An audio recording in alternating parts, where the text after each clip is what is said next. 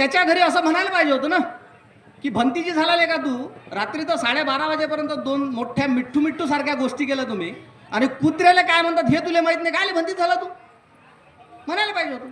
पण नाही बोलला तो. विद्वान माणसाचं एक लक्षण आहे, तो चुकीवर बोट नाही ठेवत कधी, बिलकुल चुकीवर बोट नाही ठेवत. कधी चूक दिसली त्या ठिकाणी बोट ठेवणार नाही आहे. आणि त्याला जर विचारलं तर निश्चितच तो सांगणार आहे की नाही हे असं नाही, असं नाही, असं नाही आहे, ते असं आहे. आणि तेव्हापासून ते पाली भाषाचं वाचायला लागलो. आणि महामंगल गाथेमध्ये आलेला आहे, सकत्वा संगरतनं ओसधं उत्तमं वरं आहुनियो पाहुनियो संग तेजेन सोत्तीनं नसंतु पदवा सभ्य रोग उपशमितो. ते एका रोगाची गोष्ट नाही केली, सभ्य रोगा, परिपूर्ण रोगाला नाश करण्याचं बल संघामध्ये आहे. दुःखा नाश करण्याचं बल बुद्धामध्ये आहे. सभ्य दुःख उपशमेन तुते सकत्वा बुद्ध रतनं